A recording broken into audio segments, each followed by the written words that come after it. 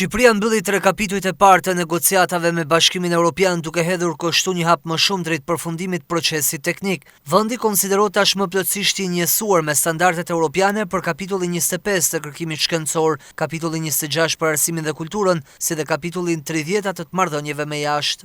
Për gëzime të gjithë miqve tanë shqiptar për punën e tyre dhe për këtë arritje, ne mbështetemi te Shqipëria për të vazhduar për të këmbgulur në reforma. Do të jem krajush deri në fund të mandatit tim. Kryeministri Edi Rama cilësoi një gur kilometrik për Shqipërinë ndërsa u zotua për përmbushjen e gjitha standardeve. Ajo çfarë ndodhi tani shënon vërtet një gur kilometrik tjetër të rëndësishëm në rrugëtimin e pakthyeshëm të Shqipërisë në BE.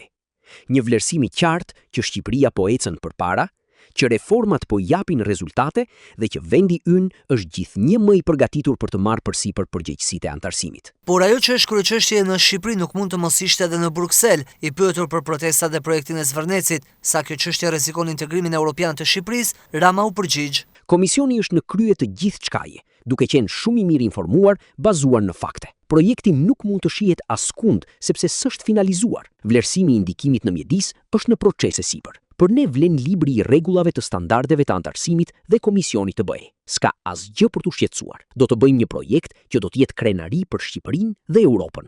Kjo është ambicia ime. Komisionerja Marta Kos, duke konsideruar mbrojtjen e mjedisit si një nga kapitujt më domethënës në procesin e integrimit, e bëri të qartë atë që Brukseli kërkon nga Shqipëria. Komisionerja theksoi se protestat në Tiranë nuk ndikojnë në procesin e antarësimit. Mbrojtja e mjedisit është pjesë e kritereve të antarësimit në BE.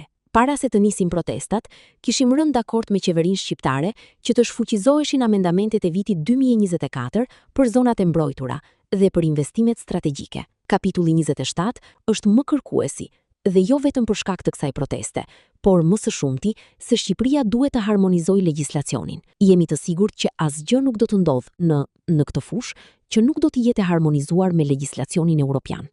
Por të dyja këto kërkesa Rama thotë se po punohet. Na duhet të shfuqizojmë ligjin e investimeve strategjik, sepse ky ligj e ka përmbushur misionin e vet. Kur bëhet fjalë për ligjin tjetër, nuk kemi asgjë për të shfuqizuar, edhe pse ka patur në rezolut në Parlamentin Evropian që e ka kërkuar këtë.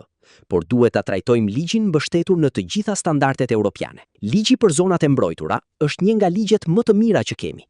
Kemi punuar shumë fort. Na duhet të trajtojmë pjesë specifike që duhet të jenë në pajtim të plot me BE. Edhe për këtë, po punoj me komisionin. Pas mbylljes së 3 kapitujve të parë të negociatave për antarësim Bashkimin Evropian, kryeministri Edi Rama bashkë me delegacionin shqiptar ironizuan nga Brukseli skeptikët e procesit në Tiranë. Po si thanë, iku kjo punë, vate kjo punë, nuk ka më negociata, por në fakt, jo vetëm ka negociata, por u mbyllën 3 kapitujve të parë. Pra filloi numërimi mbrapsht, mbyllja e kapitujve dhe ne duan s'duan, ata që s'duan, do t'i mbyllim të gjithë kapitujt deri në 2020.